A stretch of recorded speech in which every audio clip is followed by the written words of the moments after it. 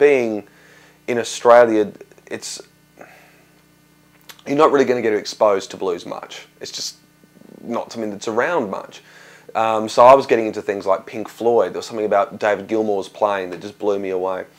Bands of that nature, until the very first time I heard Eric Clapton play for the very first time, and it was on this video that my dad had been lent, The Cream of Eric Clapton, and it was a live rendition of Cocaine, J.J. Cale's Cocaine, and he opened up with this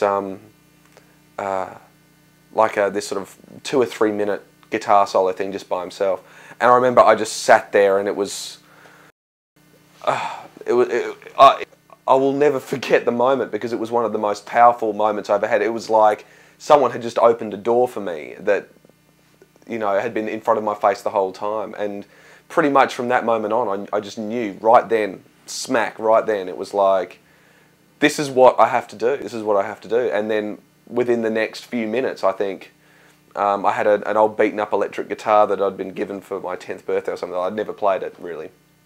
And picked it up and got to work. I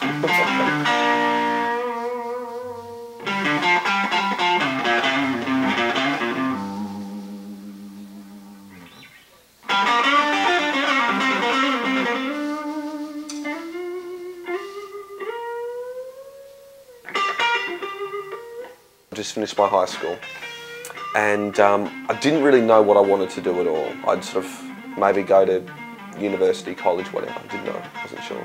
But I was down in the basement of this music store, and I was just playing away and tinkling away, and this guy comes up to me, much older than me, and he said, that's really cool what you're doing, I really like that. And I said, oh, that's cool. And he said, I've got a band, and I need a guitar player for the band. Would you be willing to sit in with the band, and we'll be doing a lot of local stuff and maybe some national touring? And I thought, you know, all my Christmases had come at once. I was actually going to be in a band, you know, and a real band with real musicians in front of real people playing real shows. To me, that was just the biggest thrill on earth at that point.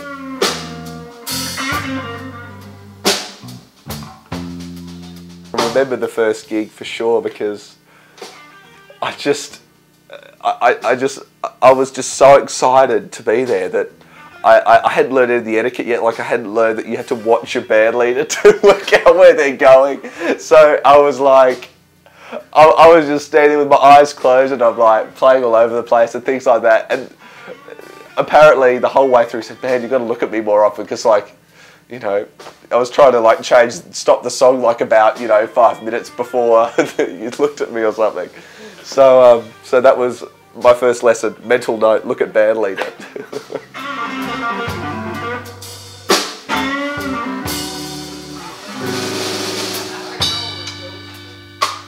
What can I say? What can I do? Darling, when you're hurting, words they cut right through. I don't know the answers. I don't even know where to start.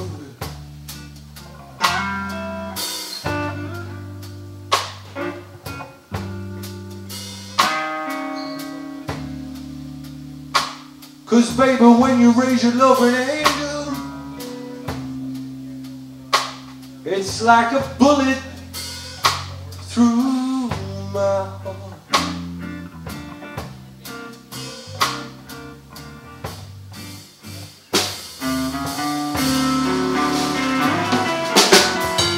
So for me, at that point in my early development as a 17-year-old, I could not have been in a better situation, because at that stage I was listening to Clapton, I was listening to Stevie Ray, and I was listening to people like that. Whereas I think in order to really play successfully like those guys, like Clapton and Stevie Ray, you have to learn what they learn. You have to learn Muddy Waters and Hubert Sumlin and do this. It's, you know, you got to go to school and do the homework and get all that happening to really understand the nuances of the way that they play, because blues in itself, so many people who are non-blues musicians look at it and just say, man, I'd play it, but it's not even a challenge to me. What's the point? What would I learn from this? When generally every blues musician that's good will tell you, they'll say, to try and replicate something like Albert King's solo and Personal Manager is literally an impossible task. It's like a lifetime's work. It's the way in which I think Indian musicians look at sitar playing or tabla playing. You've got to treat it. It's a life journey. You may never even get there, but you'll have a lot of fun while you're doing it.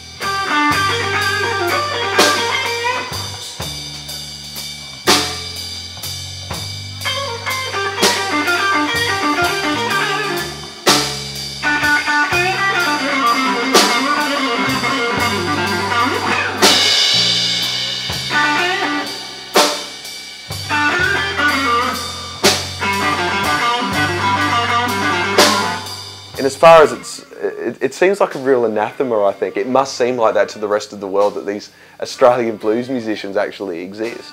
But I don't know, I think that there's a real kinship to the idea of, because our nation was also founded on the idea of a real struggle, of a real battle against the elements, a real colonial element. You know, the people that founded our country were fighters, and that has still kept on along the way, and the people there are very honest. They've got no trouble sharing what it is that they think and feel about things.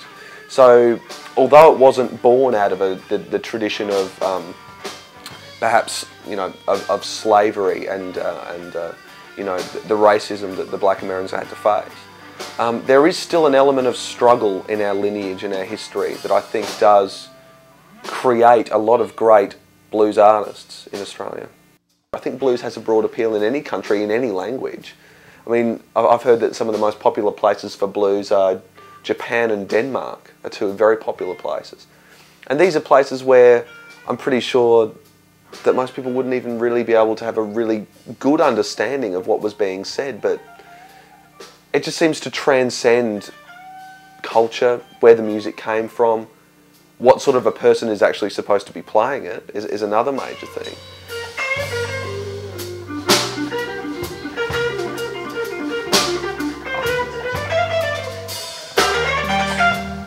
If I had to describe the blues basically in 20 words or less, essentially, I would say it's what every other style of music hopes to be when it grows up. The way I always describe blues to people when they sort of ask me, how do you really play it well? And I describe it as being able to wrap up all of your most powerful emotions, and not just like your down emotions, the way most people associate with blues and things, but sort of like all the good stuff, what makes you happy, what makes you frustrated, what you love, everything, and you kind of wrap it up in just one powerful ball of stuff, and then the minute you start, you just push it straight out, and it's got to come out. So in a lot of ways, when you hear a great blues performer, and the one or two notes just knock you out, it kind of feels that way. You kind of feel like you're feeling a whole stack of things at once, and that's the really disarming thing about blues, I think, is it's not necessarily down and making you feel sort of depressed in order to understand it. It just makes you feel so much. It makes you feel just emotional right across the board.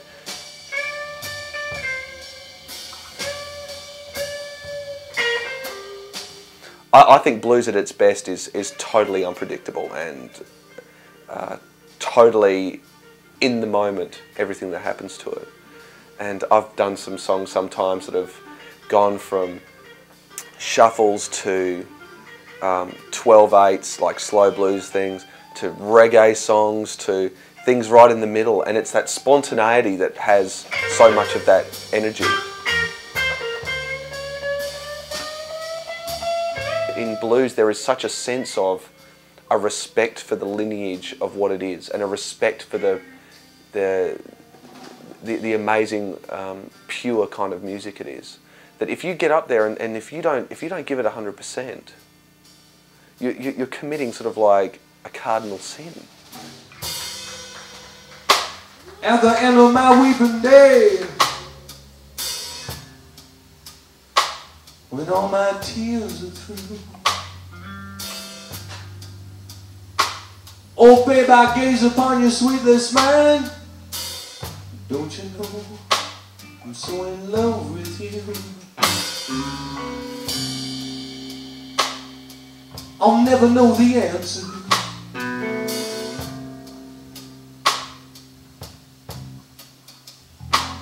I don't even know where to start.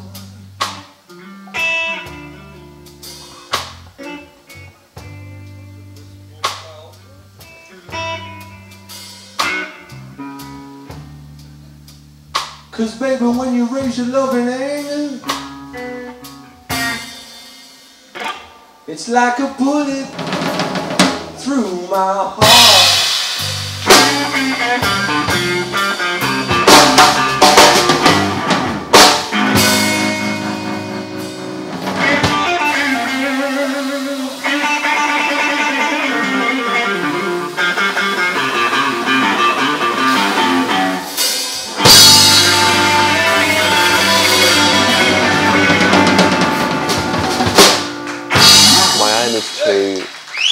To create a very unique style of blues for myself, and to just have that effect on someone, people, that great blues musicians had on me when I first heard what they did. It was just such an amazing, and I find myself even telling you about it now. I feel, you know, all pent up inside, thinking back to the moment, because it's something, it's kind of like the first time you fell in love, the first time you kiss someone, I don't know, the first time all these amazing things happen to you in your life, the things you'll never forget. And the great thing about blues is, in a lot of ways, if you do it well and if you hit people hard enough with it, it can be like falling in love again and again and again and again and again, without having to go through traumatic breakups. But do you know what I mean? It's kind of all good with none of the bad. It's exceptional, and it's just, you know, and I just say to myself, you know, so often I go, and I can do this, and I can get up there and I can do this all the time. Why would I ever want to do anything else? You know, it's amazing. Amazing.